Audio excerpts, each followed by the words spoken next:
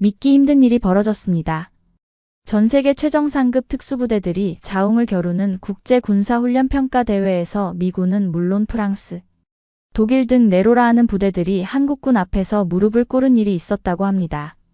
특히 90세의 한국전쟁 참전 용사가 거수 경례를 하는 장면은 모두를 경악하게 했는데요.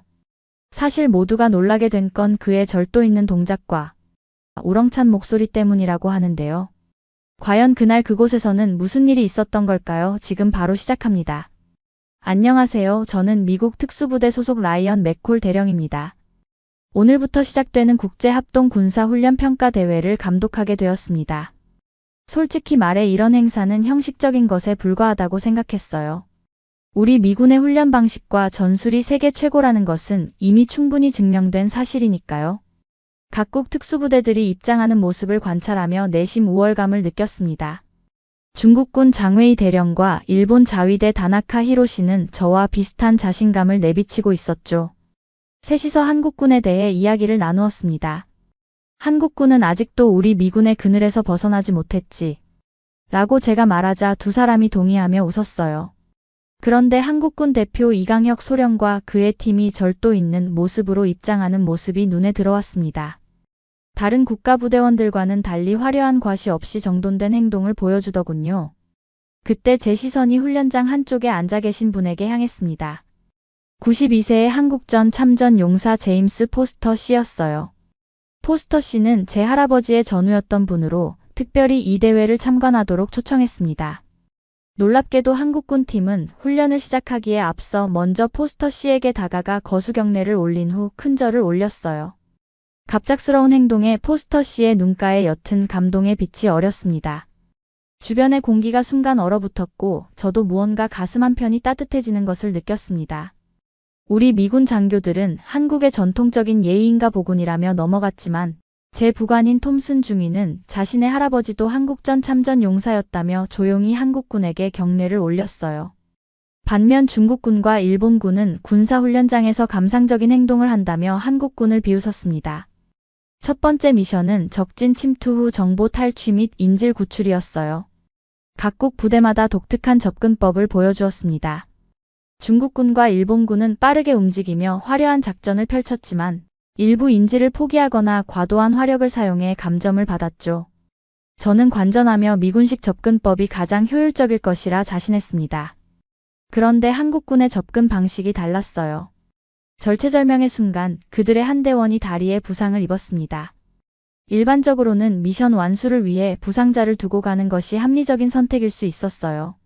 하지만 이강혁 소령은 아무도 남겨두지 않는다라고 말하며 팀원들과 함께 부상자를 부축해 빠져나왔습니다. 더 느린 속도로 움직였지만 놀랍게도 모든 인질과 정보를 확보한 채로 미션을 완수했어요. 이 모습을 지켜보던 포스터 씨의 눈에서 눈물이 흘러내렸습니다. 이것이 우리가 바라던 진정한 군인의 모습이다라고 작은 목소리로 말씀하시는 것이 들렸어요. 저는 무언가 복잡한 감정이 일었지만 이를 내색하지 않았습니다. 첫 미션 이후 중국과 일본군 지휘관들과 이야기를 나누었습니다. 그들은 한국군이 운이 좋았을 뿐이다라며 그들의 성과를 깎아내렸어요. 저도 겉으로는 동의했지만 내심 한국군의 접근 방식에 궁금증이 생겼습니다. 그들의 강함이 단순한 전술적 접근이 아닌 다른 무언가에서 나오는 것 같았어요. 톰슨 중위가 저에게 다가와 말했습니다. 대령님, 한국군의 팀워크가 인상적이었습니다. 그들은 마치 하나의 유기체처럼 움직이더군요.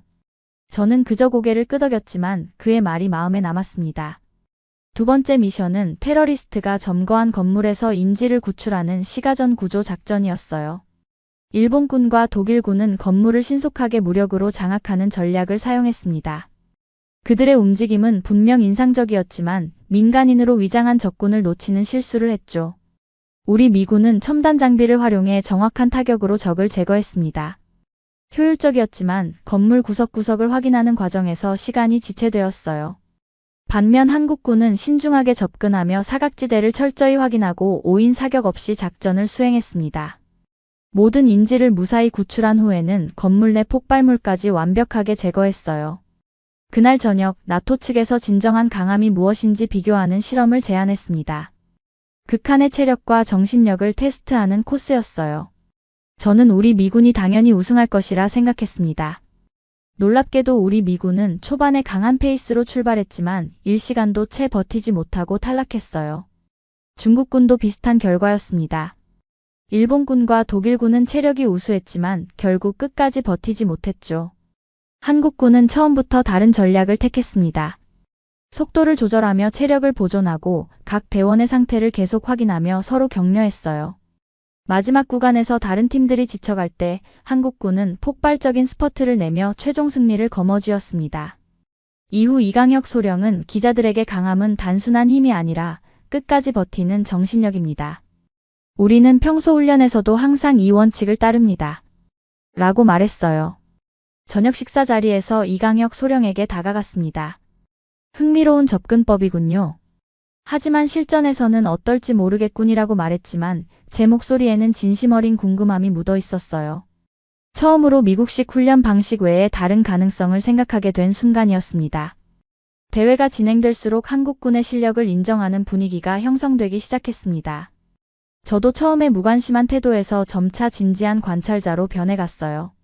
톰슨 중위는 이미 한국군의 열렬한 팬이 되어 있었고 그들의 훈련 방식에 대해 끊임없이 질문했습니다. 세 번째 미션은 극한의 협동 테스트였어요. 이 미션의 핵심은 팀워크였습니다. 최악의 조건에서 서로를 얼마나 믿고 의지할 수 있는지 시험하는 과제였죠. 각국 부대마다 접근 방식이 확연히 달랐습니다. 일본군과 독일군은 개인 능력이 뛰어났지만 팀워크가 엉성했어요. 서로 소통하는 시간보다 자신의 임무에만 집중하다 보니 전체적인 조화가 이루어지지 않았습니다. 우리 미군은 신속한 전술을 사용했지만 체력 부족으로 후반부에서 실패했어요. 중국군은 빠른 속도로 임무를 수행했지만 부상을 입은 대원을 포기하는 결정을 내렸습니다. 한국군은 다른 접근법을 택했어요. 우리는 한 팀이다. 가장 약한 대원의 속도에 맞춰 전원이 함께 완주한다. 이것이 그들의 원칙이었습니다. 힘들어하는 팀원이 있으면 다른 팀원들이 즉시 도움의 손길을 내밀었죠. 서로의 호흡을 맞추며 전진했고 결국 최고의 기록을 세웠습니다. 이를 지켜보며 제 안에 무언가 변화가 일어나기 시작했어요. 지금까지 제가 생각해온 강함의 정의에 의문이 생기기 시작했습니다. 우리 미군의 개인주의적 접근과 한국군의 집단주의적 접근, 어느 것이 더 효과적인지 고민하게 되었죠. 저녁 브리핑 시간 영국의 원로 장성이 이강혁 소령에게 물었습니다. 이런 접근법이 실전에서도 효과적이라고 생각하십니까? 이강혁은 잠시 생각에 잠겼다가 대답했어요. 전장은 예측할 수 없습니다. 그러나 확실한 것은 서로를 믿고 의지할 수 있는 팀이 가장 강하다는 사실입니다. 우리는 언제나 함께라는 원칙을 지킵니다. 지금까지 그것이 가장 효과적이었습니다. 그날 밤 숙소로 돌아오는 길에 포스터 씨가 휠체어를 타고 저를 기다리고 계셨어요. 라이언, 한국군의 모습에서 내가 한국전에서 만났던 그들을 다시 보았네. 그들은 언제나 서로를 버리지 않았어. 개인의 영광보다 함께하는 가치를 중요시했지. 포스터 씨의 말씀을 들으며 제 할아버지가 한국전에 대해 들려주셨던 이야기들이 떠올랐습니다. 대회 마지막 미션을 준비하던 중 갑작스러운 경보음이 울렸습니다. 건물 내부에서 실제 폭발물이 감지된 것이었어요. 저는 즉시 상황을 파악하고 이건 대회가 아니라 실전이다라고 선언했습니다. 주최 측은 즉시 훈련 중단 및 전원 대피 명령을 내렸어요. 저는 제 팀원들에게 즉시 철수 명령을 내렸습니다. 다른 국가 부대들도 신속히 철수했어요. 우리가 개입할 일이 아니다라는 입장이었죠. 한국군도 처음에는 철수 준비를 하는 듯 했습니다. 그런데 놀랍게도 이강혁 소령이 팀원들을 모아 회의를 열더군요. 그들은 잠시 토론한 후 상부에 보고하고 폭발물 처리를 위해 현장에 남기로 결정했습니다. 저는 멀리서 이 모습을 지켜보며 혼란스러웠어요. 훈련 중 실제 위험에 뛰어드는 것은 불필요한 위험 감수로 보였기 때문입니다. 한국군은 무리하게 접근하지 않고 폭발물 전문가와 원격 협력을 통해 차분히 상황을 해결해 나갔어요. 각 팀원은 자신의 역할에 충실했고 서로의 안전을 끊임없이 확인했습니다. 저는 그들의 행동을 지켜보며 깊은 생각에 잠겼어요. 위험한 상황에서도 민간인 보호를 위해 기꺼이 자신을 희생할 준비가 되어 있는 그들의 정신이 무엇인지 궁금해졌습니다. 톰슨 중위가 제 옆에서 말했어요. 대령님, 우리도 도울 수 있지 않을까요? 저는 잠시 고민했지만 이미 한국군이 상황을 통제하고 있다고 판단했습니다. 지금은 그들을 믿고 지켜보자. 필요하면 즉시 지원하겠다고 대답했어요. 다른 국가 군인들은 저들은 왜 남는 거지? 라며 의아해했습니다. 저도 복잡한 감정이 교차했어요. 한편으로는 그들의 용기를 존경했지만 다른 한편으로는 불필요한 위험을 감수하는 것이 아닌가 하는 의문도 들었습니다. 하지만 그들의 체계적이고 신중한 접근 방식을 보며 이것이 단순한 무모함이 아니라 철저한 훈련과 확고한 신념에서 비롯된 것임을 느낄 수 있었어요. 폭발물 해체 작업 중 예상보다 훨씬 강력한 폭발물이 발견되었다는 소식이 들려왔습니다. 남은 시간은 단 3분. 나토 본부에서 즉시 철수하라는 명령이 떨어졌어요. 저는 한국군이 이제 철수할 것이라 생각했습니다. 그런데 이강혁 소령의 결정이 충격적이었어요. 그는 팀원들을 먼저 철수시키고 자신이 직접 마지막 폭발물을 해체하기로 했습니다. 팀원들은 강하게 반발했지만 이강혁은 여기서 폭발하면 주변 건물과 민간인에게 피해가 갈 것이라며 설득했어요. 이강혁이 혼자 남아 폭발물과 씨름하는 동안 저는 무전으로 상황을 계속 확인했습니다. 그는 폭발물 전문가와 실시간 교신하며 일부 기능을 비활성화했고 보호 장비를 착용한 채 신중하게 이동했어요. 폭발까지 남은 시간 5초, 그는 마지막 차단 장치를 작동시켰고 폭발물의 카운트다운이 멈췄습니다. 건물 밖으로 나온 이강혁을 보는 순간 제 가슴에서 무언가가 울렸어요. 그의 행동은 단순한 용기를 넘어선 무언가였습니다. 개인의 안전보다 타인의 생명을 우선시하는 강인한 책임감이자 자신의 임무에 대한 헌신이었습니다. 그 순간 포스터 씨가 천천히 휠체어에서 일어나 이강혁에게 거수 경례를 올렸어요. 92세의 노인이 떨리는 몸으로 일어서 경례하는 모습에 가슴이 뭉클해졌습니다. 저도 본능적으로 포스터 씨 옆으로 걸어가 함께 경례를 올렸어요. 이어서 우리 미군, 일본군, 중국군 모두가 차례로 경례를 하며 경의를 표했습니다. 이강혁은 지친 몸을 일으켜 정중하게 경례로 답했어요. 그 순간 국적과 문화를 초월한 군인 간의 진정한 존중이 무엇인지 깨달았습니다. 우리는 서로 다른 국가, 서로 다른 군대 소속이지만 모두 같은 가치를 위해 싸우는 인간이었습니다. 이 사건은 제게 깊은 인상을 남겼어요. 한국군이 보여준 강함은 단순한 신체적 능력이나 전술적 우수성을 넘어선 것이었습니다. 그것은 동료와 타인에 대한 책임감, 헌신, 그리고 끝까지 포기하지 않는 정신이었어요. 이런 종류의 강함은 제가 지금까지 미국식 훈련에서 경험하지 못했던 차원의 것이었습니다. 사건 이후 나토 내부에서는 한국군의 행동에 대한 격렬한 논쟁이 벌어졌습니다. 일부는 훈련 중 실전 개입은 위험한 선례를 남길 수 있다며 반대했어요. 반면 나토 특수부대 관계자들은 실전에서 우리가 따라야 할 정신이 바로 저것이라며 적극 도입을 주장했습니다. 저는 이 논쟁의 중심에 서 있었어요.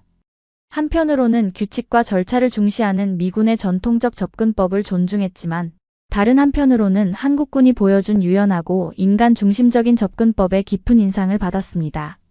흥미로운 것은 나토에서 실제 테스트를 진행했다는 것이었어요. 미국, 독일, 프랑스 특수부대원들이 한국군의 전술을 직접 훈련해보는 과정을 거쳤습니다. 저도 이 테스트에 참여했어요.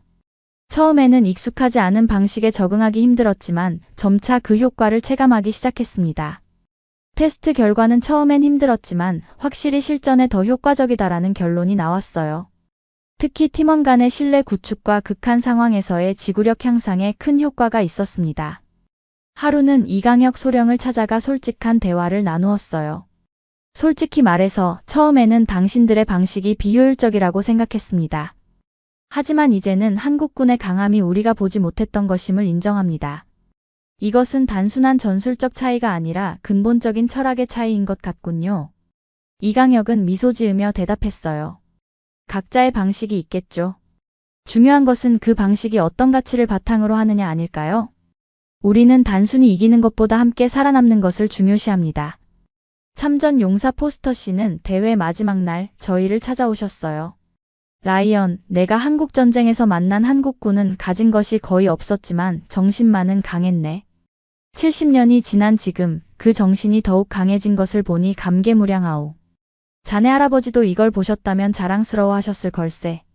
이 말씀을 듣고 제 마음속에서 무언가가 확 열리는 듯한 느낌이 들었어요. 할아버지께서 자주 말씀하셨던 진정한 승리는 적을 물리치는 것이 아니라 왜 싸우는지 아는 것이다라는 말씀의 의미를 비로소 이해하게 되었습니다. 대회 폐회식에서 저는 특별 연설을 요청받았어요. 이번 대회는 단순한 기술과 전술의 경연이 아니었습니다. 우리는 군인의 본질에 대해 다시 생각하게 되었어요. 한국군이 보여준 헌신과 용기는 우리 모두에게 귀중한 교훈을 주었습니다. 앞으로 우리는 서로의 강점을 배우고 약점을 보완하는 진정한 국제협력을 추구해야 할 것입니다. 대회가 끝나고 이강혁 소령과 그의 팀에게 개인적으로 시간을 내어 대화를 나누고 싶다고 제안했습니다.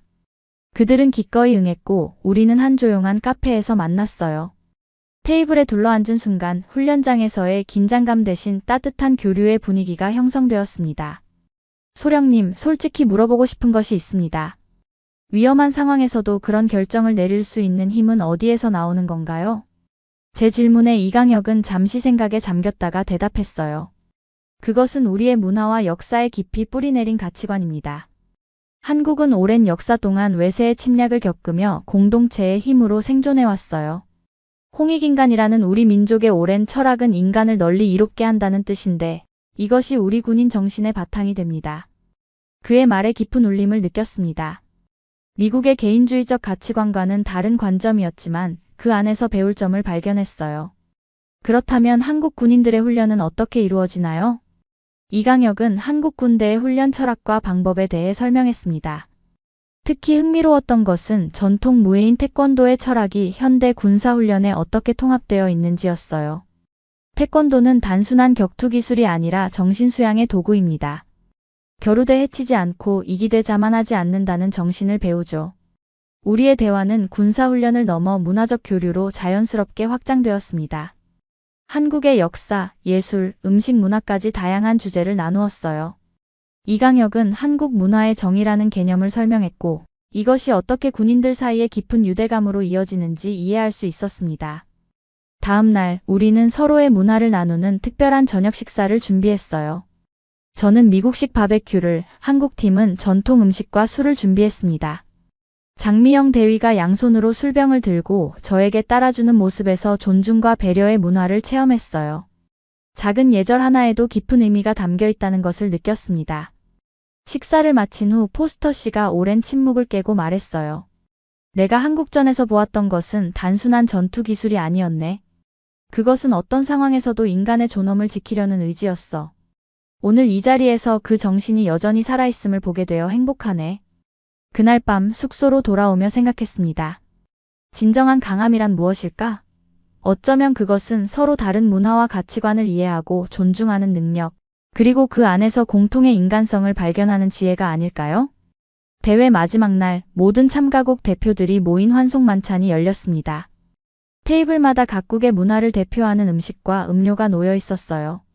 한국 테이블에는 전통주와 다양한 반찬들이 아름답게 차려져 있었습니다. 이강혁 소령이 모든 참가자들에게 한국의 술 문화를 소개했어요. 우리 문화에서는 술을 따를 때 양손으로 병을 잡고 받을 때도 두 손으로 공손히 받습니다. 이는 상대방을 존중하는 마음의 표현입니다. 모든 참가자들이 양손으로 잔을 받는 모습이 인상적이었어요. 저는 일어나 건배를 제안했습니다. 이번 대회는 단순한 군사훈련이 아니었습니다. 우리는 서로의 문화와 가치를 배우며 진정한 강함이 무엇인지 재정의하는 여정을 함께했습니다.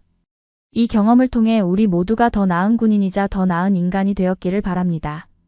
만찬 후 정원에서 각국 대표들과 자유롭게 대화를 나누었어요. 벚꽃이 흩날리는 가운데 다나카 히로시가 이강혁에게 다가가 진솔한 대화를 나누는 모습이 보였습니다. 역사적 갈등이 있는 두 나라의 군인들이 서로를 이해하려 노력하는 모습에 감동했어요. 비행기 탑승을 앞두고 톰슨 중위가 물었습니다. 대령님, 이번 대회에서 가장 크게 배운 점은 무엇입니까? 잠시 생각한 후 대답했어요. 우리는 오랫동안 강함을 신체적 능력, 첨단 장비, 전술적 우위로 정의해왔네. 하지만 이제 나는 그것이 불완전한 정의임을 알게 되었어. 진정한 강함은 서로를 지키고 끝까지 포기하지 않으며 자신보다 큰 가치를 위해 헌신할 수 있는 용기에서 나오는 것 같아.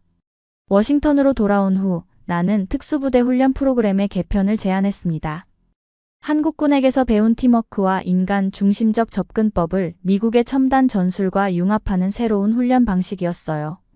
이 제안은 처음에는 회의적인 반응을 얻었지만 점차 지지를 얻기 시작했습니다. 몇 개월 후 이강혁 소령에게서 이메일을 받았어요. 그는 한국을 방문해 그들의 문화와 훈련을 더 깊이 배울 수 있는 기회를 제안했습니다. 지금 저는 그 초대를 받아들일 준비를 하고 있습니다. 진정한 강함은 결코 혼자서는 얻을 수 없다는 것, 그리고 서로 다른 문화와 전통이 만나 조화를 이룰 때 더 큰 지혜가 탄생한다는 것을 깨달았습니다. 이것이 제가 한국군에게서 배운 가장 소중한 교훈입니다. 사무라이가 한국 거라고 말도 안 되는 소리 하지 마. 이제는 한국이 중국을 이겼다고 이야기를 하지.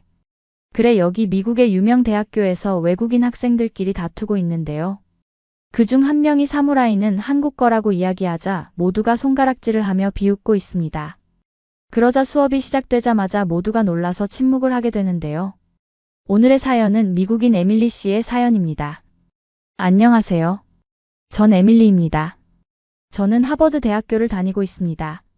하버드 대학교의 아시아 연구 수업에 들어서자 낯선 기분이 밀려왔어요. 겉모습은 나와 비슷한 사람들로 둘러싸여 있었지만 정작 그들 사이에 속해 있다는 느낌은 들지 않았죠. 물론 저는 뉴욕에서 한국인 가정에서 자랐지만 가족이나 한인 사회 마음 깊이 녹아들지는 못했어요. 엄격하고 전통을 중시하는 전형적인 한국 이민자 부모님 밑에서 자랐죠. 항상 공부를 잘하고 한국어를 배우고 우리 문화의 가치관을 지키라고 강요하셨어요. 그런데 솔직히 말해서 전 그냥 평범한 미국 10대로 살고 싶었어요. 부모님이 주는 압박감과 제 삶의 모든 면을 통제하려는 태도가 싫었죠.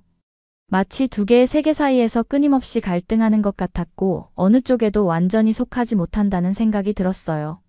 자리에 앉으면서 모순된 상황이 떠올랐죠. 아시아의 역사와 문화에 대해 배우는 수업을 듣고 있으면서도 정작 제 뿌리에 대해서는 거의 아는 바가 없었으니까요. 마치 조상의 땅이 아닌 외국에 대해 배우는 것 같은 기분이었어요. 슐츠 교수님은 동아시아 연구의 저명한 학자로 중국과 일본, 한국의 초기 역사에 대한 강의를 시작했어요. 교수님의 말씀에 집중하려 했지만 자꾸만 딴 생각이 떠올랐죠. 한국인이라는 굴레가 없었다면 내 삶이 얼마나 더 편했을까? 하는 생각이 들었어요. 그때 누군가의 목소리가 제 생각을 끊었어요. 바로 몇 줄 앞자리에 앉아있던 중국인 교환학생 장첸이었죠. 슐츠 교수님, 질문이 있습니다. 중국어 억양이 짙은 영어로 물었어요. 한국은 늘 중국의 속국에 불과했던 게 아닙니까? 한국 문화는 기본적으로 중국 문화를 모방한 것 아니었나요? 순간 화가 치밀었어요. 전에도 이런 말을 들어본 적이 있었고 늘 신경이 곤두섰죠. 한편으로는 웨이의 말에 일리가 있는 건 아닐까 하는 생각도 들었어요. 역사적으로 봤을 때 중국이 한국에 엄청난 영향을 미쳤다는 것 알고 있었거든요. 그러면서도 한국을 그저 거대한 이웃나라의 짝퉁으로 치부하는 사람들에게 실증이 났어요. 교수님의 대답을 기다리면서 교수님도 웨이의 의견에 동의할 거라 반쯤 예상했죠. 그런데 놀랍게도 교수님은 웨이를 향해 침착하면서도 단호한 눈빛을 보내며 말했어요. 그건 오해입니다. 웨이 학생하지만 현실은 그보다 훨씬 복잡하죠. 중국과 한국의 역사적 관계를 좀 더 자세히 살펴봅시다. 슐츠 교수님은 한국이 중국과 지리적으로 가깝지만 언제나 고유한 문화적 정체성을 유지해왔다고 설명했어요. 한국인들이 수세기에 걸쳐 독특한 언어와 관습, 예술적 전통을 발전시켜 왔다는 것이었죠. 교수님의 말씀을 들으면서 이상한 자부심이 솟구치는 걸 느꼈어요. 한국을 중국과는 별개로 풍부한 역사와 문화를 지닌 나라로 생각해 본 적이 없었거든요. 어쩌면 내가 너무 성급하게 나 자신의 유산을 무시했던 건 아닐까 하는 생각이 들었어요. 웨이는 썩 납득이 안 된 표정이었어요. 하지만 교수님, 한국은 수세기 동안 중국의 조공을 바치지 않았습니까? 그게 한국이 그저 속국이었다는 거를 입증하는 거죠. 교수님은 고개를 끄덕였어요. 한국이 상당 기간 동안 중국과 조공 관계에 있었던 건 사실입니다. 그렇다고 해서 한국이 단순한 속국이었던 건 아니에요. 조공 제도는 복잡한 정치 경제적 협정이었던 거죠. 그게 예속을 의미한 건 아닙니다. 사실 한국은 조공 제도를 자국에 유리하게 이용하기도 했습니다. 자치권을 유지하면서도 중국 시장과 기술에 접근할 수 있었던 겁니다. 저는 한국사에 대한 이 새로운 관점에 매료되었어요. 한중 관계를 일방통행으로 중국이 지배하고 한국은 굴종하는 식으로만 여겨왔거든요. 그런데 교수님은 훨씬 더 뉘앙스 있는 그림을 그려내고 있었죠. 한국이 동아시아 지정학에서 능동적으로 행동했다는 해석이었어요. 수업이 진행되면서 저는 슐츠 교수님의 말씀 하나하나에 귀를 기울이게 되었어요. 교수님은 고구려 백제 신라 같은 위대한 한국의 왕국들이 어떻게 한국만의 정체성 발전에 기여했는지 이야기했어요. 고려청자의 섬세함부터 한국 전통 가면극의 매혹적인 면모에 이르기까지 한국인들이 이뤄낸 놀라운 예술적 성취에 대해서도 묘사했죠. 강의가 끝날 즈음에는 마치 한국의 2000년 역사를 둘러보는 소용돌이 같은 여행을 떠난 기분이었어요. 머릿속이 새로운 정보와 통찰로 빙빙 돌았죠. 그동안 배우려 애쓰지 않았던 나만의 문화유산에 대해 너무나 모르고 있었다는 걸 깨달았어요. 그 풍요로움과 깊이를 그렇게 오랫동안 무시해온 거였죠. 다른 학생들이 강의실을 빠져나갈 때 저는 슐츠 교수님과 이야기를 하고 싶어 뒤에 남았어요. 교수님은 노트와 책을 챙기고 있었지만 제가 다가가자 고개를 들고 미소를 지었습니다. 에밀리 교수님이 따뜻한 목소리로 말했어요. 오늘 강의는 어땠나요? 잠시 망설이다. 적절한 표현을 찾으려 했었어요. 정말 새로운 깨달음이었어요. 한국에 대해 그런 걸 전혀 몰랐거든요. 솔직히 말해서 한국인이라는 게 싫었어요. 그게 절 미국인 친구들과 다르고 고립되게 만든다고 느꼈죠. 그런데 교수님께서 한국의 역사와 문화에 대해 말씀해 주시는 걸 들으니 평생 처음으로 자부심이 들더라고요. 교수님은 공감의 눈빛으로 고개를 끄덕였어요. 이해해요. 아시아계 미국인으로 자라는 게 쉽지 않죠. 두 문화 사이에서 줄타기를 해야 하니까요. 하지만 에밀리 한국인으로서의 유산은 자네의 정체성의 일부입니다. 부끄러워하거나 피해야 할 게 아니라 조상들이 물려준 보물이자 선물이에요. 그걸 더 배울수록 자네는 그 가치를 깨닫게 될 거예요. 교수님의 말씀을 곱씹어봤어요. 맞는 말이었죠. 저는 미국인 또래들과 어울리는 데만 급급해서 제 정체성의 핵심 부분을 무시했던 거예요. 아마도 이제는 제 안에 한국인 기질을 받아들이고 부모님과 조부모님을 키워낸 나라와 문화에 대해 배워갈 때가 된 것 같았어요. 그 다음날 아시아 연구 수업에 들어서자 흥분과 긴장감이 뒤섞인 기분이 들었어요. 슐츠 교수님과 나눈 대화 이후 저는 한국사에 대해 온라인으로 몇 시간이고 자료를 찾아보는데 많은 시간을 보냈죠. 고대 왕국과 문화 전통에 관한 기사와 영상을 탐독했어요. 제 유산에 대해 아는 게 너무 적다는 걸 더 배울수록 더 깨닫게 되었죠. 자리에 앉으니 장첸이 이미 거기 앉아 있는데 약간 불편해 보였어요. 지난주에 슐츠 교수님에게 반박당한 게 아직 마음에 남아있는 걸까 하는 생각이 들었어요. 교수님은 동아시아 지도를 스크린에 띄우며 강의를 시작했어요. 지난주에는 한국이 그저 중국 문화의 부록에 불과하다는 흔한 오해에 대해 이야기했죠. 오늘은 분쟁과 침략의 시기 동안 한국과 이웃, 나라들 사이의 상호작용의 역사에 대해 더 깊이 파헤쳐 보려고 합니다. 교수님이 지도를 확대하며 한반도에 초점을 맞췄어요. 역사적으로 한국은 중국, 일본 심지어 몽골 등 외세의 잦은 침략을 겪어야 했죠. 이 침략들은 한국인들의 끈기와 의지를 시험했지만 동시에 한국의 정체성과 문화를 형성하는 데 결정적인 역할을 했습니다. 다음 슬라이드로 넘어가자 치열한 전투 장면을 묘사한 그림이 나왔어요. 한국의 군사력을 보여주는 가장 유명한 사례 중 하나는 6세기에 일어난 고구려와 수나라의 전쟁입니다. 고구려는 한반도 3국 중 하나로 그 자체로 강력한 군사 전통과 동북아시아의 요충지라는 전략적 위치를 가진 강력한 나라였죠. 저는 몸을 앞으로 기울이며 호기심을 느꼈어요. 고구려라는 이름은 처음 들어봤지만 전사들의 왕국 같은 느낌이 들었거든요. 슐츠 교수님이 계속해서 설명했어요. 600년대 초반 중국의 수나라는 한반도를 중국의 지배 아래 두기 위해 고구려를 향해 일련의 침략을 감행했죠. 하지만 뛰어난 장군 을지문덕이 이끄는 고구려군은 중국군의 침공을 한 번이 아니라 3번이나 물리쳤습니다. 교수님은 군대의 이동과 주요 전투 위치를 표시한 화살표가 있는 고구려수 전쟁 지도를 보여줬어요. 고구려군은 수적으로 중국군에 크게 밀렸지만 영리한 전술과 지형을 활용한 지식으로 역전의 기회를 잡았죠. 612년에 있었던 살수대첩에서 을지문덕은 중국군을 교묘히 유인의 함정에 빠뜨렸고 적을 완전히 괴멸시키고 후퇴하게 만들었습니다. 정말 놀라웠어요. 저는 중국이 그냥 역사상 한국을 압도하던 무적의 강대국인 줄로만 알았거든요. 그런데 여기 한국의 왕국이 중국의 침략에 저항하는 것을 넘어 실제로 전투에서 승리했다는 사실이 나온 거예요. 교수님도 몇몇 학생들의 놀란 표정을 눈치챘는지 미소를 지으며 말했어요. 한국을 약하거나 예속된 나라로 생각하는 고정관념을 가진 분들에게는 충격일 수도 있겠네요. 그렇지만 실상 한국인들은 외적의 위협에 맞서 조국을 지켜온 길고도 자랑스러운 역사를 지니고 있습니다. 그러고는 다음 슬라이드를 넘겼는데 산속에 자리 잡은 웅장한 석조 요새의 사진이 나왔어요. 이곳은 한국 수원에 있는 화성입니다.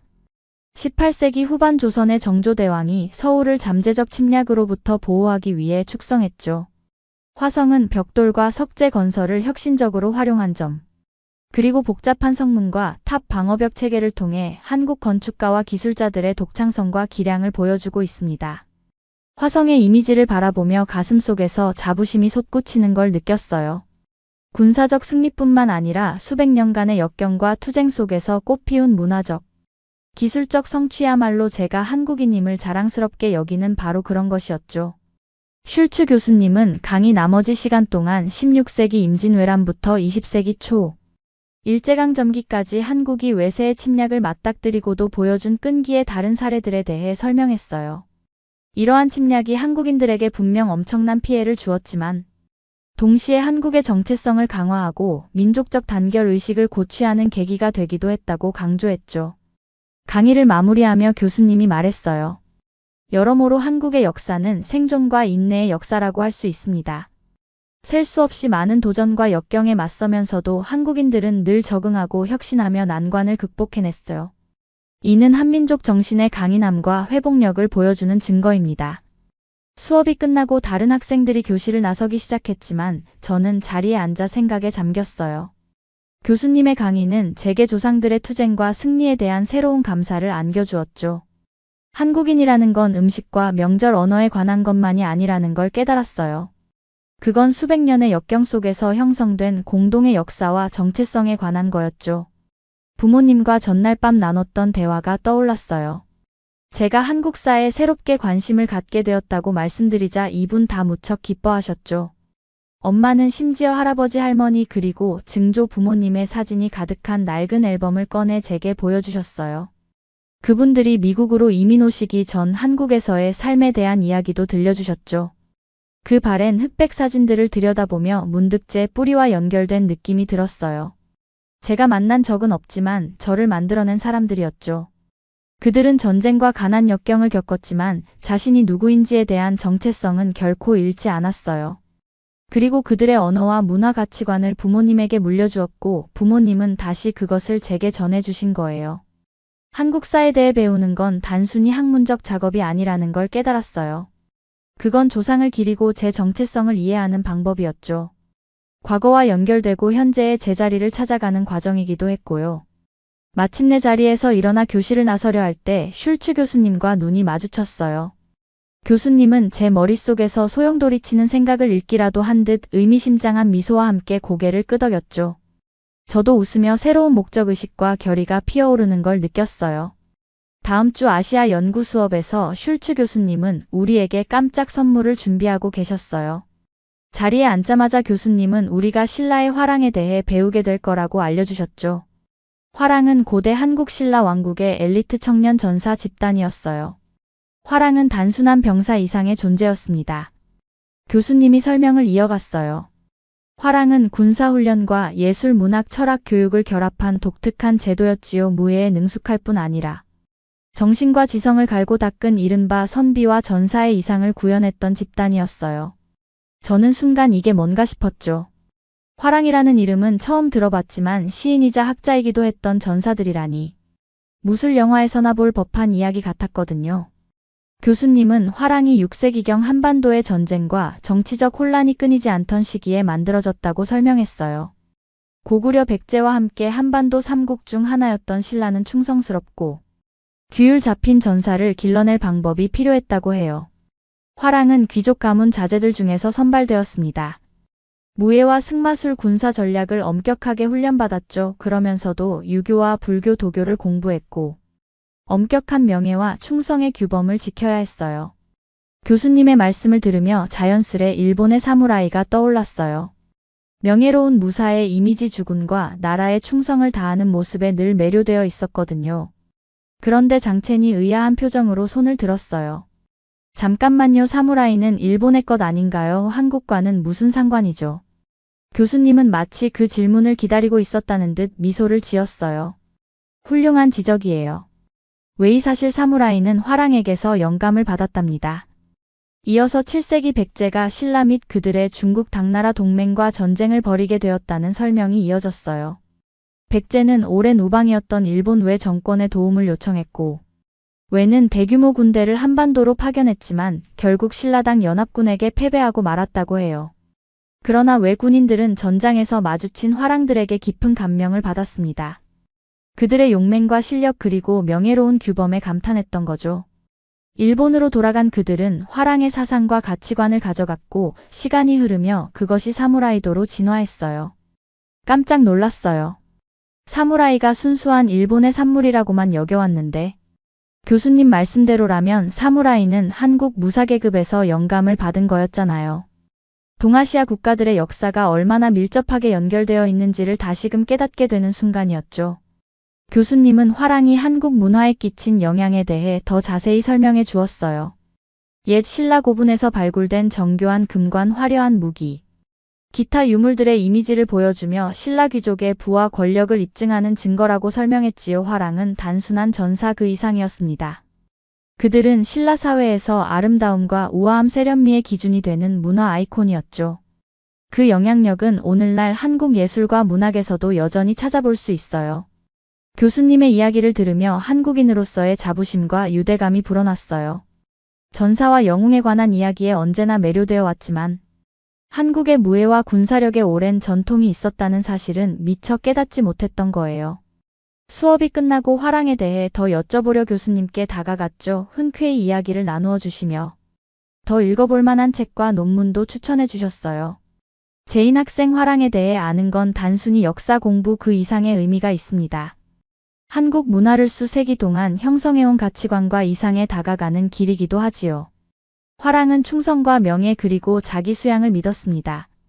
그런 가치는 오늘날에도 한국인들에게 깊이 뿌리박혀 있어요. 그 말에 조상들과 그들의 삶에 대한 새로운 존경심이 일었어요. 부모님이 늘 열심히 살고 가족에 충실하라고 하시는 이유를 이제야 좀 알 것 같아요. 그렇게 웃으며 말했죠. 교수님도 피식 웃으셨어요. 바로 그거예요. 자네가 깨닫지 못했을 뿐이지 그런 가치관은 자네의 일부랍니다.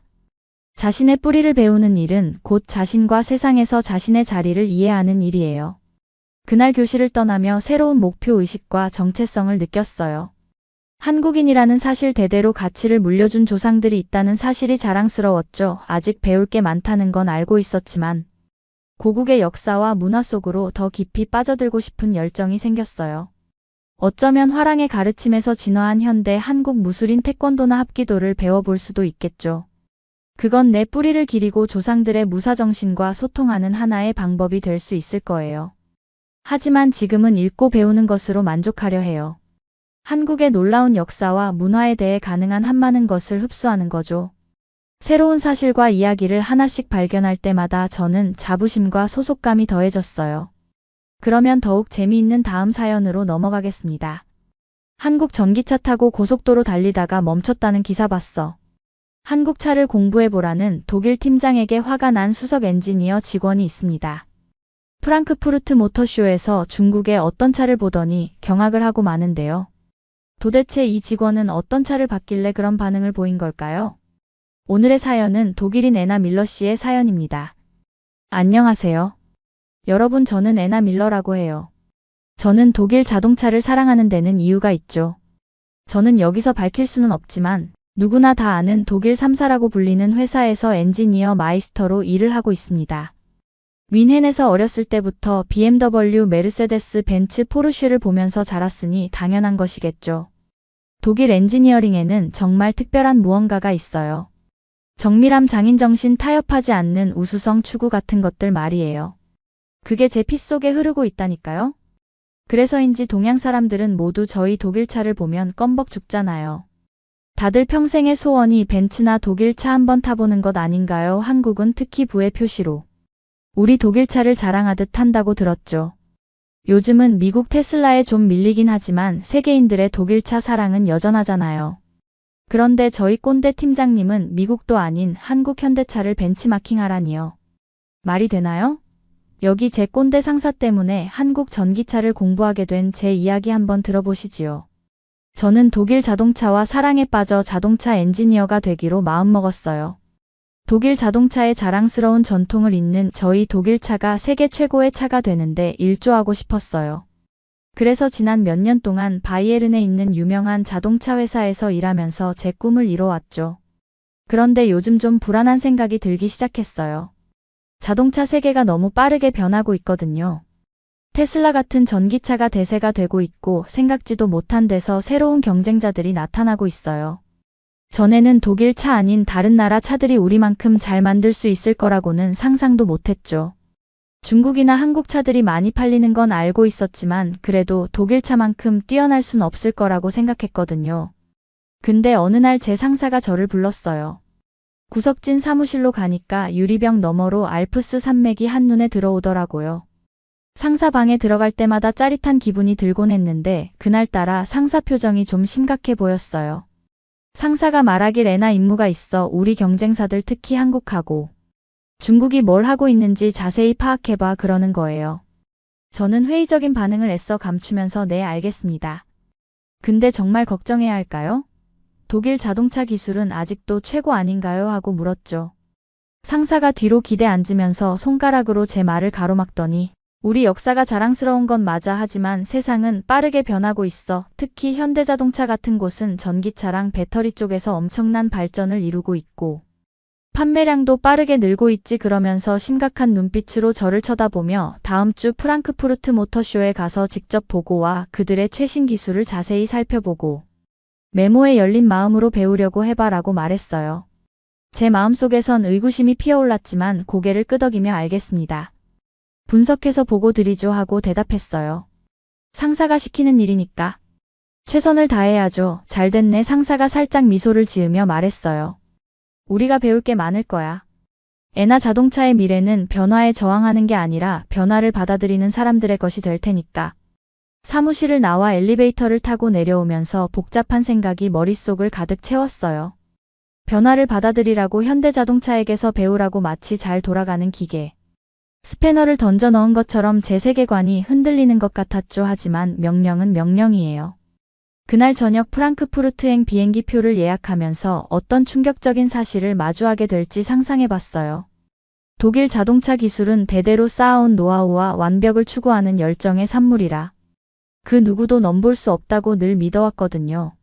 하지만 이제 상황이 달라지고 있나 봐요. 지난번 차량 안전 세미나에서 받은 제 애착 티셔츠를 조심스레 접어넣으며 짐을 싸는데 왠지 모를 불안감이 엄습하더라고요. 정말 한국에게 배울 게 있을까? 그 생각에 소름이 돋았어요. 하지만 상사 말이 맞다는 걸 인정할 수밖에 없었죠.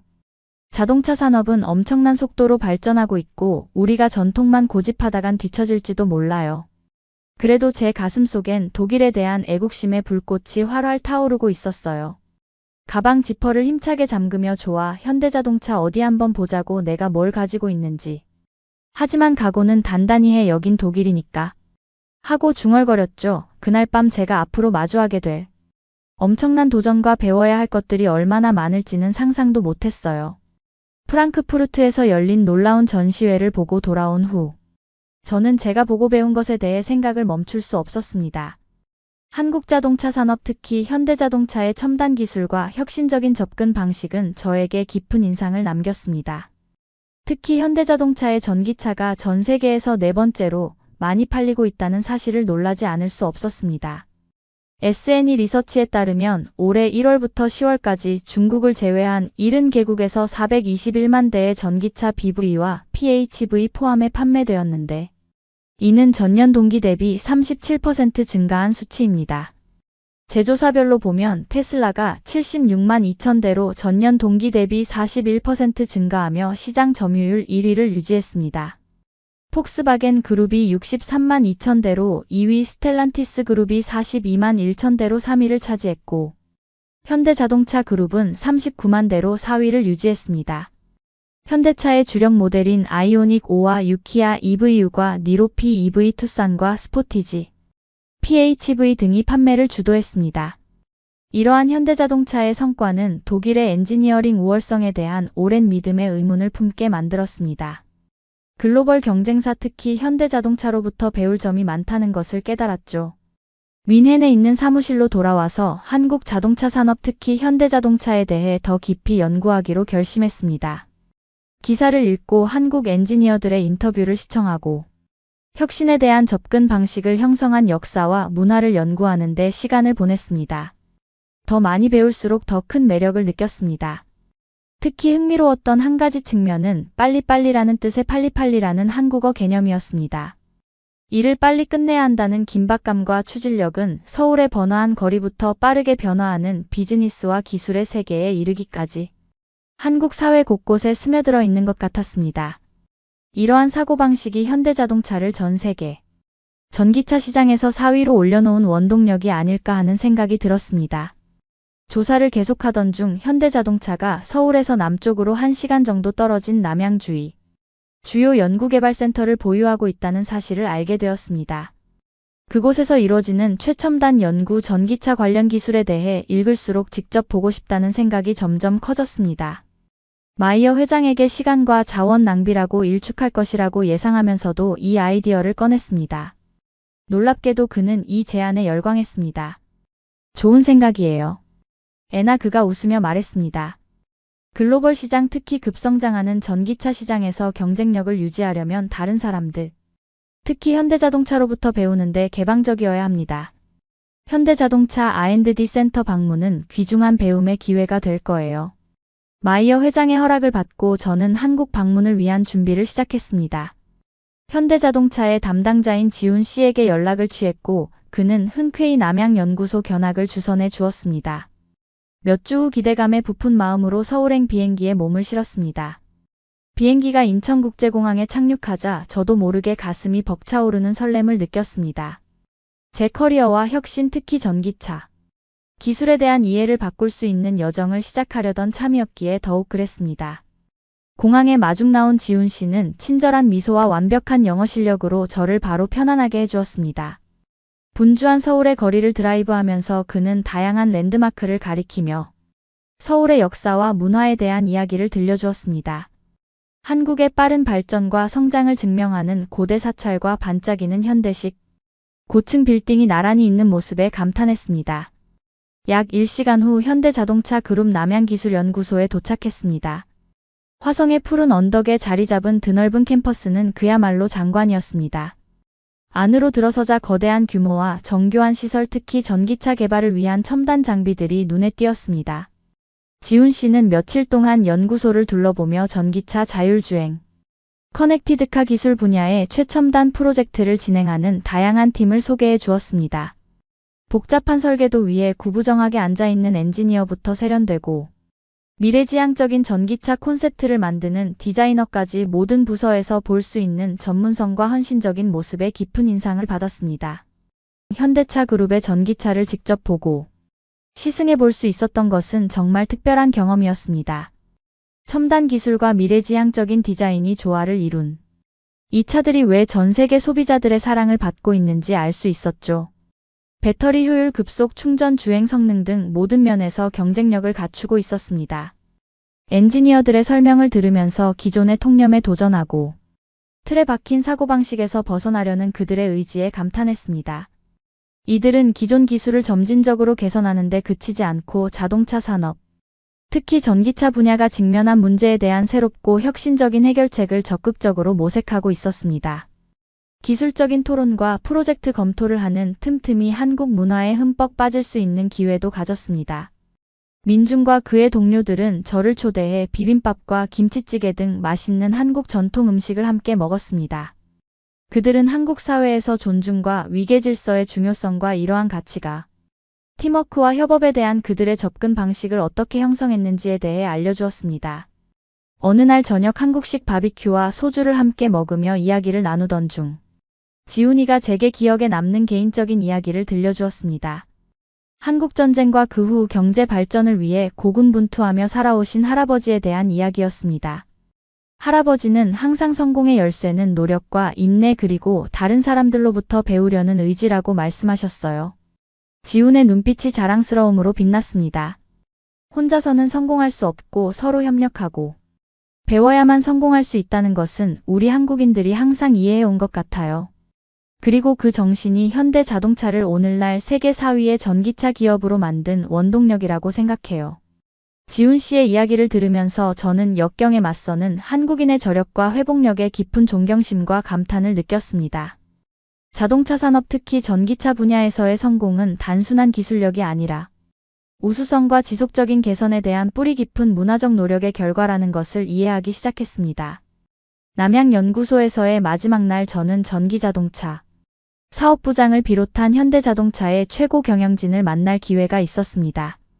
업계의 미래 특히 전기차 시장의 발전 방향과 앞으로의 과제에 대해 논의하면서 전 세계 파트너들과 협력하려는 그들의 개방성과 의지에 깊은 인상을 받았습니다. 우리는 혼자서는 할 수 없다는 것을 알고 있습니다. 라고 한 임원이 말하며 앞서 지훈의 말을 되풀이했습니다. 자동차 산업 특히 전기차 시장은 매우 빠르게 변화하고 있으며 앞서 나가기 위한 유일한 방법은 서로 협력하고 서로에게서 배우는 것입니다. 그렇기 때문에 우리는 귀사와 같은 기업과의 파트너십을 중요하게 생각합니다. 서로의 강점과 전문성을 결합하면 모두를 위해 더 나은 전기차의 미래를 만들 수 있다고 믿습니다. 뮌헨으로 돌아가는 비행기에 오르자 새로운 아이디어와 인사이트가 머릿속을 가득 채웠습니다.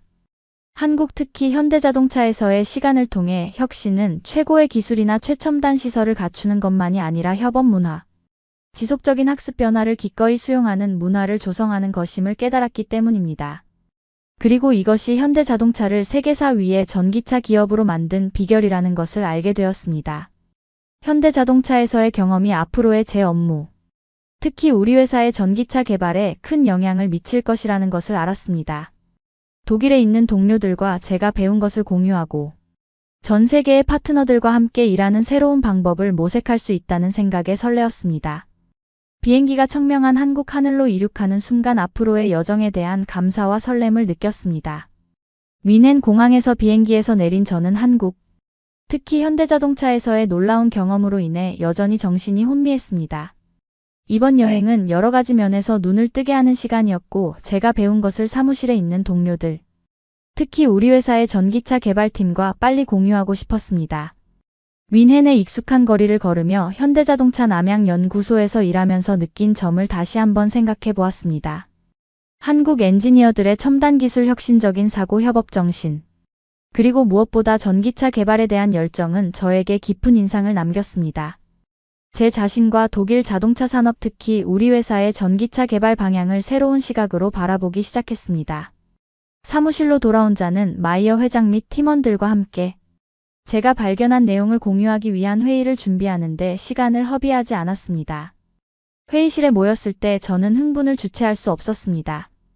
현대자동차에서 제가 보았던 최첨단 전기차 프로젝트부터 한국 문화와 직업 윤리에 대해 얻은 귀중한 통찰력까지 현대자동차에서 경험했던 일들을 이야기하는 것으로 시작했습니다.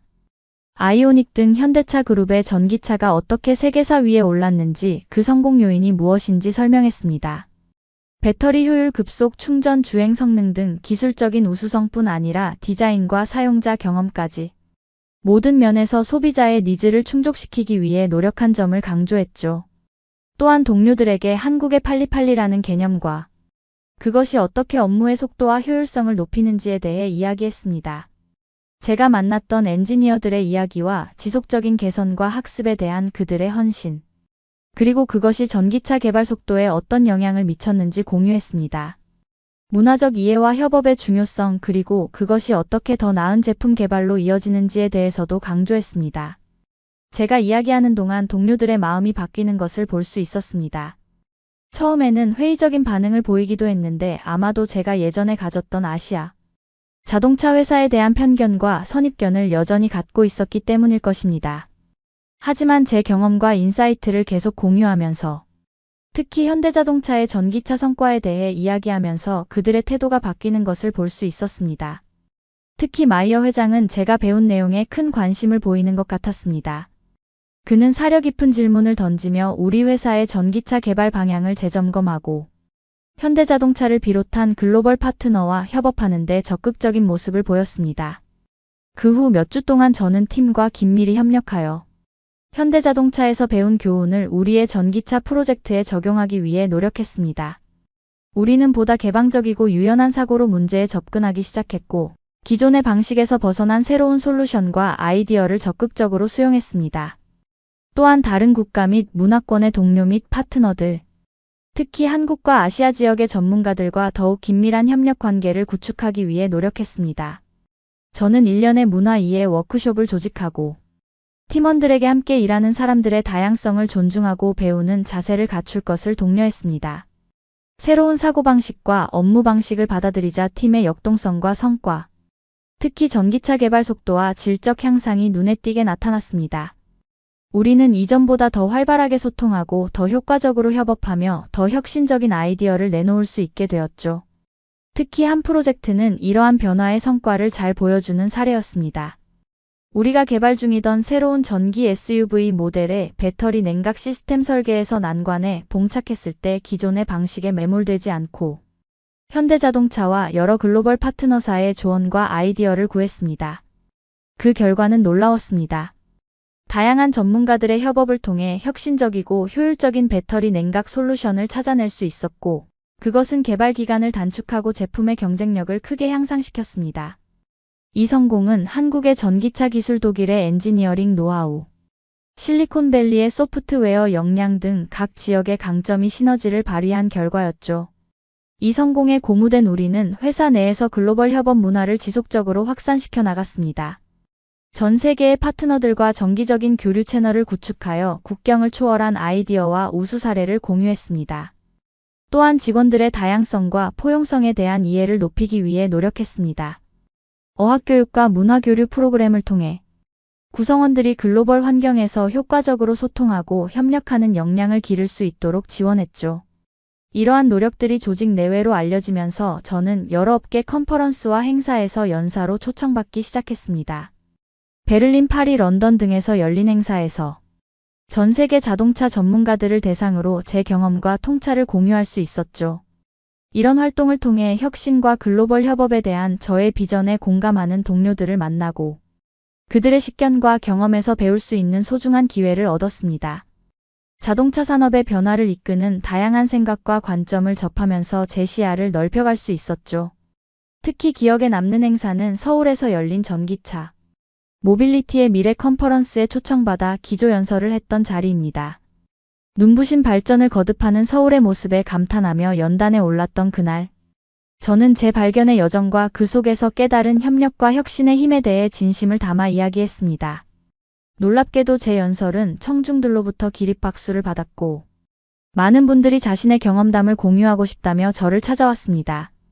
그 중에는 전기차용 첨단 센서를 개발 중인 한국의 스타트업 씨 이후 재성 씨도 있었죠.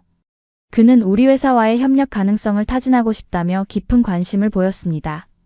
이후 재성 씨와 저는 양사가 윈윈할 수 있는 협업 방안에 대해 진지한 논의를 이어갔고, 그 결실로 전략적 파트너십 계약을 체결하는 단계까지 이르렀습니다. 센서 소프트웨어 같은 핵심 기술을 공유하고 공동 연구 개발을 추진하기로 합의한 것이지요. 뮌헨으로 돌아오는 비행기에서 창밖을 바라보며 저는 지난 시간을 되돌아보았습니다. 평범한 출장으로 시작된 여정이 제 인생과 일의 놀라운 전환점이 되리라고는 한국행 비행기에 몸을 실었던 그날에 제가 상상도 못했을 것입니다. 그로부터 1년 우리 회사에서 개발한 전기 SUV가 유럽 시장에서 선풍적인 인기를 끌며 판매 기록을 경신했습니다. 그 밑바탕에는 현대자동차를 비롯한 글로벌 파트너들과 힘을 합쳐 이룬 기술적 혁신, 그리고 무엇보다 사람과 문화에 대한 이해가 있었습니다. 한국에서의 경험은 제 인생의 전환점이 되어준 소중한 계기였습니다. 기술과 혁신에 대한 새로운 시각, 문화적 다양성을 존중하고 포용하는 태도, 그리고 협력의 힘에 대한 깊은 깨달음까지, 이제 저는 이 깨달음을 바탕으로 우리 팀을 글로벌 전기차 시장을 선도하는 혁신 조직으로 이끌어갈 준비가 되어 있습니다. 창밖으로 펼쳐지는 미넨의 스카이라인을 바라보며 한국에서 만난 동료들, 그리고 재성 씨와의 약속을 되새겨봅니다. 우리가 함께 이뤄갈 혁신의 여정은 이제 막 시작되었습니다. 저는 가슴 벅찬 희망과 설렘을 안고 새로운 도전을 향해 첫걸음을 내딛습니다.